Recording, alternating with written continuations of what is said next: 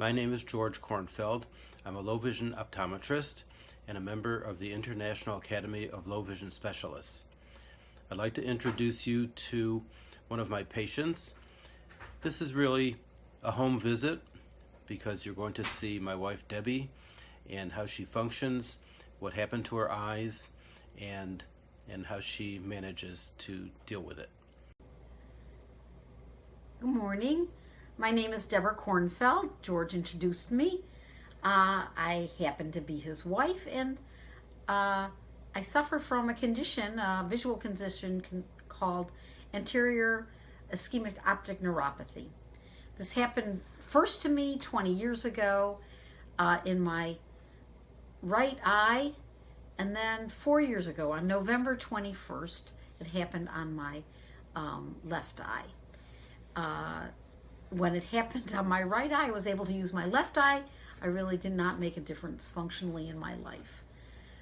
4 years ago, when I was at work, I'm an occupational therapist. I was looking at my computer and I say, oh my gosh, I can't see everything. I can't see everything. There's a big... And I knew pretty much immediately that, and I had known that it was a possibility that this might happen in my second eye. The occurrence of this in my second eye was very traumatic, to be honest, leaving me with really poor vision, a blind spot in my right eye. My left eye is, George can tell you the numbers, but it's very, very bad. And all of a sudden I had to function in this world as a person with really limited vision.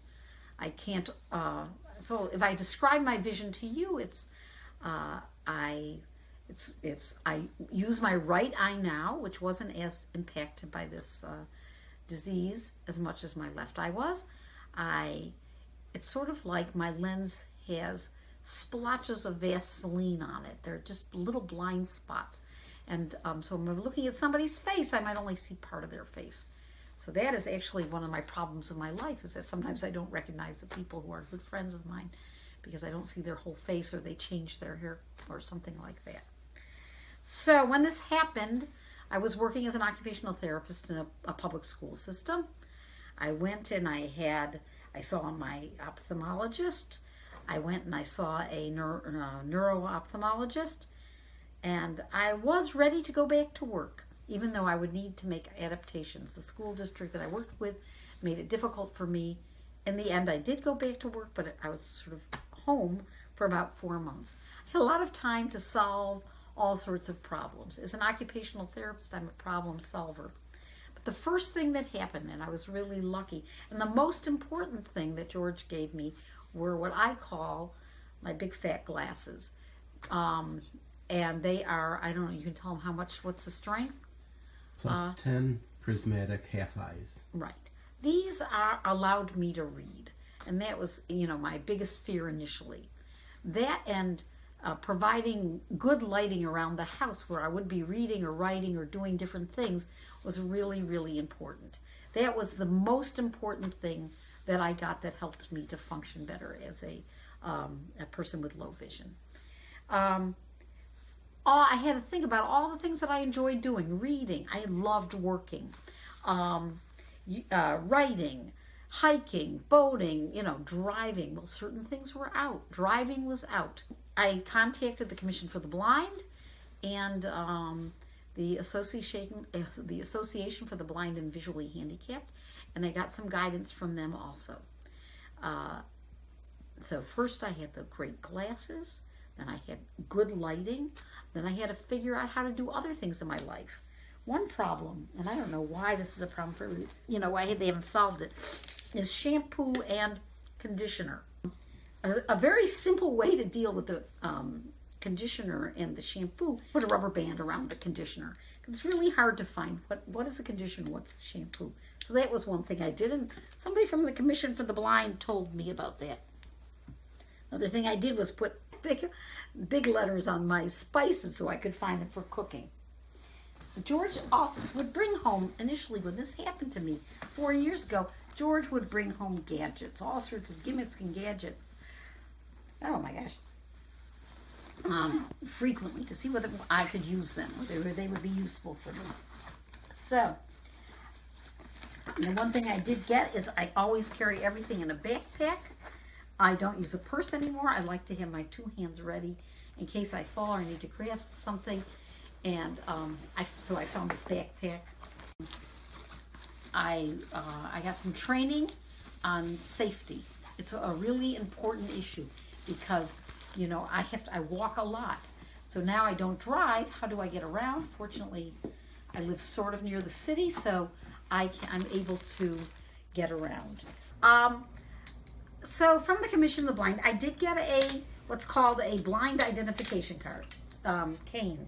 I have to say I've only used it twice, but I carry it with me all the time because there are times when cars do not look for pedestrians, and I guess I could just like knock the car or something like that, or it makes people maybe be a little more cautious around me. But I keep it in my purse, even though I don't use it, because it gives me sort of a sense of security. George, another thing is the glasses that I have that he made for me are stronger than usual. So the bifocal on these regular glasses is a little stronger, so I can actually read things that are pretty small. Also my field is not so wide, so when I read now I have to move my head because I just don't have those two eyes. So I'm much more comfortable reading with the big fat glasses. He brought me some telescopes, some handheld telescopes. I've used when I've gone to some plays or something like that where I need to see from far away. I don't use it on the road. I can see street signs and things like that adequately. But for a play or something like that, I've used this, or when we were watching the Tonys, I used it because I like to see the dance numbers that they show. I don't have a big television, although it probably would mean that I could see better because I just don't like them. But I have found that movies, I have enough peripheral vision so I can still enjoy movies. I also, when I go out at night and I'm walking, I wear a light reflector type of thing over my coat. And I actually have this is very attractive, really adds to my, looks and my sense of style. I wear a light. And the reason I wear a light is because my night vision is really very impaired. So I can't see colors, I can't always see something. So if I have a light, I'm less chance that I'm going to fall. Now I don't wear this that often unless I was going to walk by myself to the library at night or something like that. And but I like to have it with me, and it's very useful. And that was a problem, walking at night, couldn't see where I was going. Get yourself a lamp. George also brought me this very beautiful handheld magnifier. I think it would be easier for me to use this. We keep kosher. I've got to find out when I'm grocery shopping whether it's got an OU on the back package. So I end up always changing my glasses. And to be honest, it drives me a little crazy. My glasses are up here. I've got this one's up. And, but this is in my backpack, so it's not so accessible. But I think it's a good idea. And it's, so there I have, I also have I have another little telescope that I can use. It's just, I could put around my neck. And actually I don't never need two eyes because my one eye is so bad. But this, oh, there he is, there's George. 2.8x Celsi handheld telescope. And it is useful. But I tend really to function pretty well and mostly use these glasses. Now I'll tell you another little area of problems is, let's say, I'm just going to put this stuff away. I'm just going to throw it over here for a minute. Is you're reading, and here, this was especially true on the Jewish holidays. So you're reading, so you have to, you take off these, you put these up here. You're reading. Of course, your hands are getting tired after a while. Not to say that maybe you've been in the synagogue too long, and you have to shake your arm out. I thought, I haven't made it yet, but I'm going to make a little tray here and put it around my shoulders so I can hold the book up and not have to hold it with my hands. But so far I haven't done that. But so I always am thinking it's sort of like you can't see the forest for the trees. Either I'm seeing the trees or I'm seeing the forest. I can't do both. I like to write, and I'm part of a writing group. And so if you come into my office, please join me.